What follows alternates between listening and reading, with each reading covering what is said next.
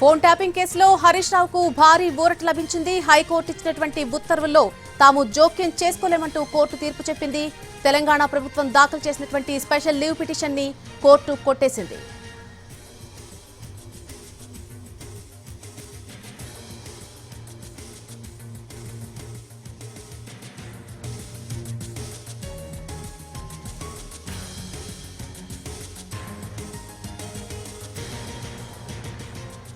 తెలంగాణ ప్రభుత్వం దాఖలు చేసినటువంటి పిటిషన్ ను కోర్టు కొట్టేసినట్టుగా తెలుస్తోంది. హైకోర్టు ఇచ్చినటువంటి ఉత్తర్వుల్లో తాము జోక్యం చేసుకోలేమంటూ కూడా తీర్పు వచ్చింది. దీనికి సంబంధించి పూర్తి అప్డేట్ తెలుసుకుందాం. మా ప్రతినిధి శ్రీకాంత్ అందిస్తారు. శ్రీకాంత్. ఎస్ నళిని, తెలంగాణ మాజీ మంత్రి హరీష్ రావుకు సుప్రీంకోర్టులో ఊరట దక్కిందని చెప్పుకోవచ్చు.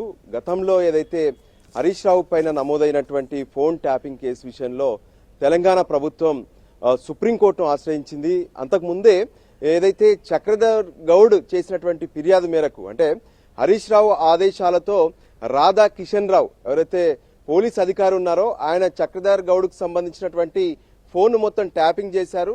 సో ఆ సమాచారంతో హరీష్ రావు తనను ఇబ్బంది పెట్టాడంటూ చక్రధర్ గౌడ్ కంప్లైంట్ చేశారు. సో ఆ పిటిషన్ ఏదైతే ఎఫ్ఐఆర్ ఉందో దాన్ని క్వాష్ చేయాలంటూ హరీష్ రావు హైకోర్టును ఆశ్రయించారు. హైకోర్టులో హరీష్ రావుకు అనుకూలంగా తీర్పు వచ్చింది. ఆయన పైన ఉన్నటువంటి ఎఫ్ఐఆర్ ను కొట్టేశారు. అయితే తెలంగాణ ప్రభుత్వం సుప్రీంకోర్టులో పిటిషన్ వేసింది. ఏదైతే హరీష్ రావు విషయంలో ఫోన్ ట్యాపింగ్ కేసులో ఇచ్చినటువంటి ఎఫ్ఐఆర్ కు సంబంధించినటువంటి విషయంలో ఖచ్చితంగా ఆయనను విచారించాల్సినటువంటి అవసరం ఉంది అంటూ హైకోర్టు ఇచ్చినటువంటి ఆదేశాలను సుప్రీంకోర్టులో సవాలు చేస్తూ ఎస్ఎల్పి దాఖలు చేశారు.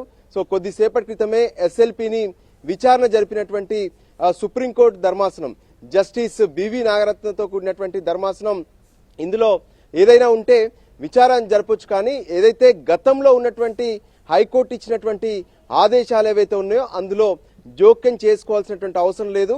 ఖచ్చితంగా న్యాయపరమైనటువంటి కొన్ని అంశాలను పరిగణలోకి తీసుకోవాల్సి ఉంటుందనే విషయాన్ని కోర్టు స్పష్టం చేసింది. అంతేకాదు ఇటువంటి కేసుల్లో ఏదైతే కస్టోడియల్ ఇంట్రాగేషన్ అవసరం లేదు అంటూ కూడా జస్టిస్ బివి నాగరత్న కామెంట్ చేశారు. అయితే తెలంగాణ ప్రభుత్వం తరఫున సీనియర్ కౌన్సిల్ సిద్ధార్థ లూత్రా వాదనలు వినిపించారు. గతంలో ఏ విధంగానైతే తన వద్ద ఉన్నటువంటి అధికారాలను దుర్వినియోగం చేస్తూ పోలీస్ అధికారి ద్వారా చక్రధర్ గౌడ్కు సంబంధించినటువంటి విషయాలన్నింటినీ కూడా ఫోన్ ట్యాపింగ్ ద్వారా పూర్తి సమాచారాన్ని సేకరించుకొని ఆ తర్వాత అతన్ని బ్లాక్మెయిల్ కూడా చేసినటువంటి పరిస్థితి కనిపించింది. అతనికి ప్రాణహాని కూడా తలపెట్టారు. సో వీటన్నిటిని పరిగణలోకి తీసుకొని ఈ కేసును విచారణ జరపాల్సినటువంటి అవసరం కూడా ఉందని చెప్పి సిద్ధార్థ లూత్రా వాదనలు వినిపించారు తెలంగాణ ప్రభుత్వం తరఫున. కానీ హైకోర్టు ఇచ్చినటువంటి ఆదేశాల్లో జోక్యం చేసుకోలేమని చెప్పి సుప్రీంకోర్టు స్పష్టం చేసింది. నళిని, అయితే రాజు, నవీన్ రావు విచారణ జరిగిన తర్వాత ఖచ్చితంగా హరీష్ రావు విచారణ కూడా ఉండబోతుంది అనేటువంటి ఇన్ఫర్మేషన్ విన్నాం. కానీ ఇప్పుడు కోర్టు తీర్పుతో హరీష్ రావు విచారణ ఉండే అవకాశం కనిపించట్లేదు. కాబట్టి ఈ కేసుకు సంబంధించి తదుపరి కార్యాచరణ ఏ విధంగా ఉండే అవకాశం ఉంది అసలు? ఎస్, ఇప్పటికైతే ఈ కేసు చక్రధర్ గౌడ్ కు సంబంధించినటువంటి case. So phone tapping regular కేసులో కాకుండా ఇది ప్రత్యేకంగా హరీష్ రావు పైన నమోదైనటువంటి ఎఫ్ఐఆర్ ను ఎప్పుడైతే హైకోర్టు తెలంగాణ హైకోర్టు క్వాష్ చేసిందో సో దాన్ని తెలంగాణ ప్రభుత్వం సుప్రీంకోర్టులో సవాలు చేసింది. సో దానికి అనుగుణంగానే హైకోర్టు ఇచ్చినటువంటి ఆదేశాల్లో జోక్యం చేసుకోలేమని చెప్పి సుప్రీంకోర్టు స్పష్టం చేసింది.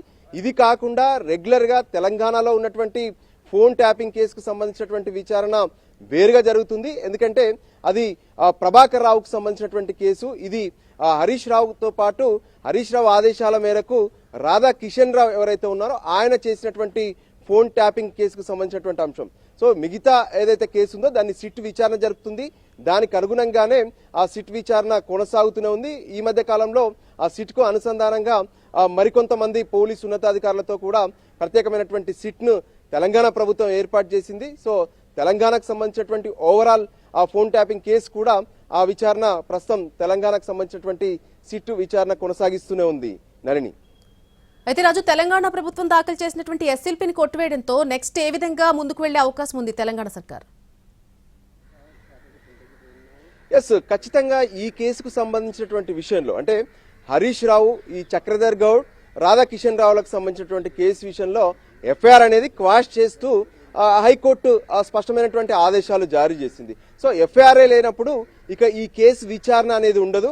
అదే విషయాన్ని సుప్రీంకోర్టు కూడా, అంటే హైకోర్టు ఇచ్చినటువంటి ఆదేశాలను సుప్రీంకోర్టు సమర్థించిందనే ఇక్కడ స్పష్టంగా అర్థమవుతుంది.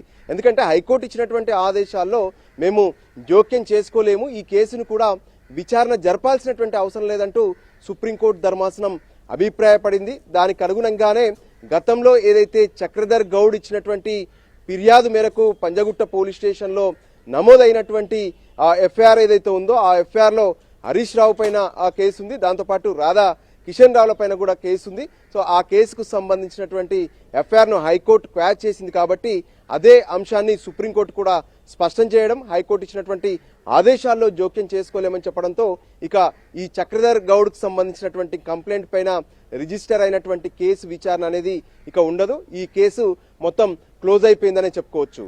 Nalini. Right Raju, thank you for the information.